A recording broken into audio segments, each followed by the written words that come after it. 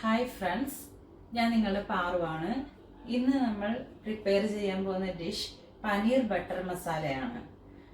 Paneer butter masala എൻ്റെ recipe നിങ്ങൾക്ക് ഇഷ്ടമാവുകയാണ് എങ്കിൽ സബ്സ്ക്രൈബ് ചെയ്യുക, ഷെയർ ചെയ്യുക, ലൈക്ക് ചെയ്യുക, കമൻറ്റ് ചെയ്യുക, ഈ ബെൽ ബട്ടൺ അമർത്തുക. ബെൽ ബട്ടൺ പ്രസ് ചെയ്താൽ മാത്രമേ ഞാൻ വീഡിയോ പോസ്റ്റ് ചെയ്യുമ്പം നിങ്ങൾക്ക് അതിൻ്റെ നോട്ടിഫിക്കേഷൻ കിട്ടുകയുള്ളൂ. അപ്പോൾ നമുക്ക് തുടങ്ങാം.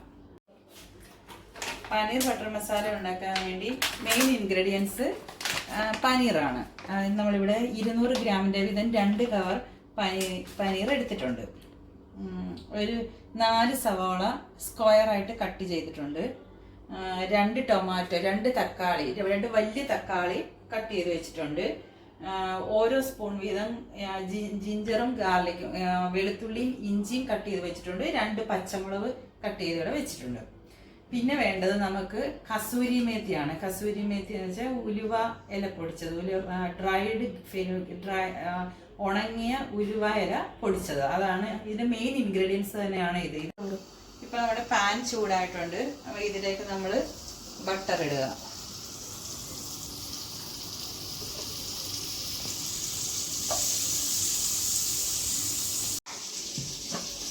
ബട്ടർ ഒന്ന് അരിഞ്ഞു വരുമ്പോഴത്തേക്ക് ഇതിലേക്ക് നമ്മൾ അരിഞ്ഞു വെച്ചിരിക്കുന്ന സവാളയാണ് ഇങ്ങനെ കൊടുക്കാൻ പോകുന്നത്.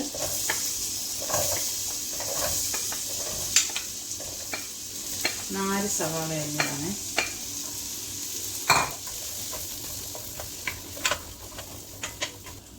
കുറച്ച് ഉപ്പിട്ട് കൊടുക്കുക.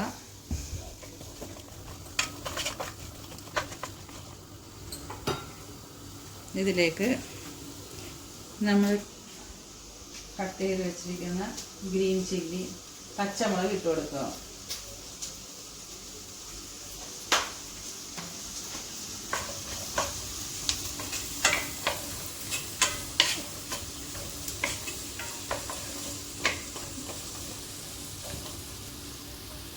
ഇത് ചെറുതായിട്ടൊന്ന് വഴണ്ടി വന്നാൽ മതി, കാരണം നമുക്കിത് അരയ്ക്കാൻ വേണ്ടിയുള്ളതാണ്. അപ്പോൾ നമുക്ക് ഒരുപാട് നമ്മൾ ചിക്കൻ കറിക്കോ ഒക്കെ വേണ്ടി നമ്മൾ വഴറ്റുന്നത് പോലെ അങ്ങനെ ആകണ്ട. ബ്രൗൺ ഷെയ്ഡൊന്നും ആവേണ്ട ആവശ്യമില്ല. ജസ്റ്റ് ഒന്ന് വാടി വന്നാൽ മതി. ഇനി ഇതിലേക്ക് ജിഞ്ചർ ഗാർലിക് ഇടുക. വെളുത്തുള്ളി ഇഞ്ചിയും കട്ട് ചെയ്ത് വെച്ചിരിക്കുന്നത് ഇട്ട് കൊടുക്കുക. ഇട്ട് കൊടുത്ത് അതൊന്ന് പച്ചമണം മാറുന്നിടം വരെ ഒന്ന് ഇളക്കി കൊടുക്കും. ഈ ഇതിലേക്ക് കാഷ്യൂനട്ട് ഇടുക.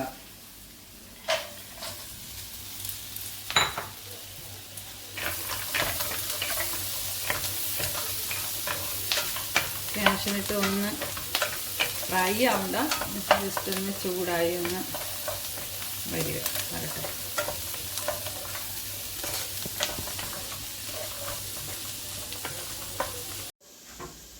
ഇതിലേക്ക് നമ്മൾ അരിഞ്ഞ് വെച്ചിരിക്കുന്ന ടൊമാറ്റോ ഇട്ട് കൊടുക്കാം.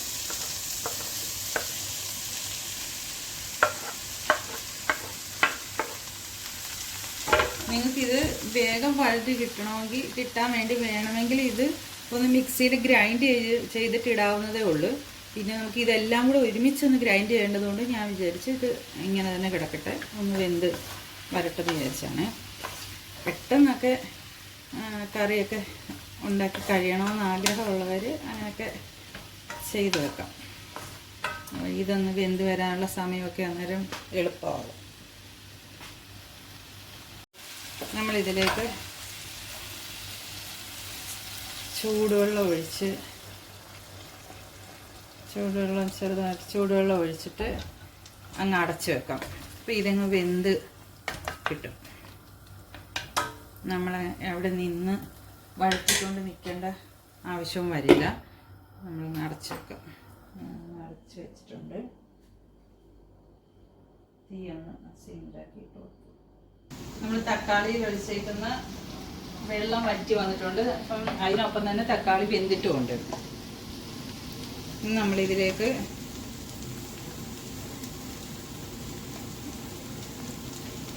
ഒരു 1/4 സ്പൂൺ മഞ്ഞൾപ്പൊടി ഇടുക.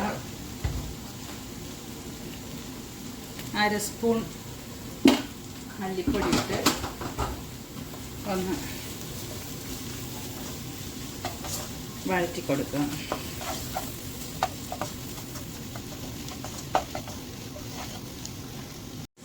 ഇതിലേക്ക് നമ്മൾ മുളക് പൊടി ഇടുകയാണേ. ഒരു 1.5 സ്പൂൺ മുളക് പൊടി ഇട്ട്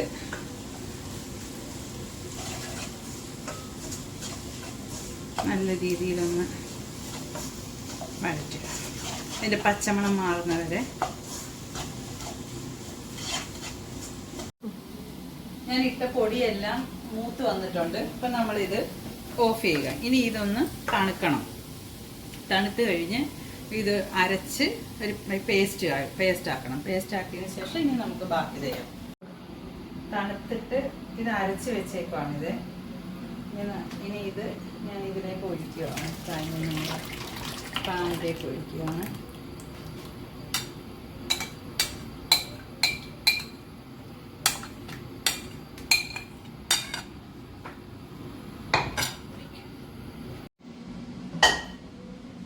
ഇതൊന്ന് കഴുകി ആ ഒരു കുറച്ച് വെള്ളം നമ്മൾ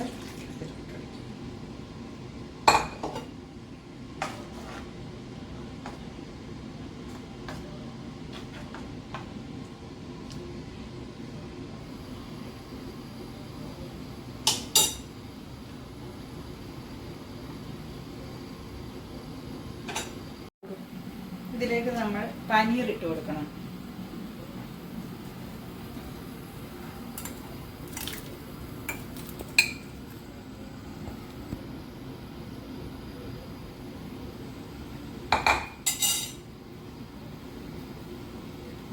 സോൾട്ടഡ് ബട്ടർ നമ്മൾ യൂസ് ചെയ്തേക്കുന്നത്.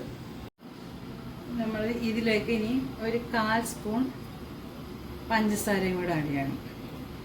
ആ പഞ്ചസാര ഇടുന്നത് നമ്മൾ ഇതിന് മൊത്തം ഒരു എരിവും ടൊമാറ്റോയുടെ പുളിയും എല്ലാമായിട്ടുള്ള അപ്പോൾ ഒരു നല്ല ഒരു കൺസിസ്റ്റൻസി കറക്റ്റ് ആവാൻ വേണ്ടിയാണ് നമ്മൾ ഇതിൻ്റെ ഇച്ചിരി ഷുഗർ ഇട്ട് കൊടുക്കുന്നത്. കുറച്ച് പഞ്ചസാരയും കൂടി ഇട്ട് കൊടുത്തിട്ട് ഒന്ന് ചുറ്റി അടച്ചു വെക്കണം.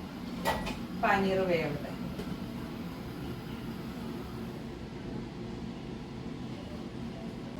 ഇത് കുക്കായോന്ന് നമുക്ക് നോക്കാം.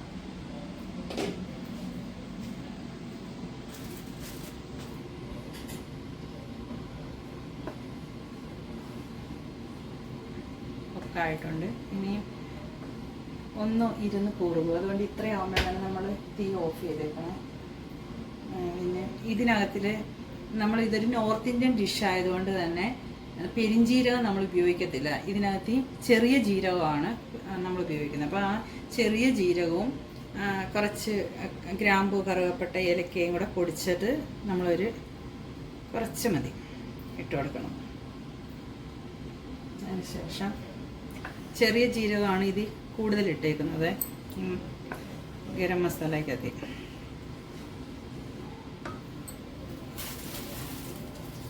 ഇതാണ് കസൂരി മേത്തി.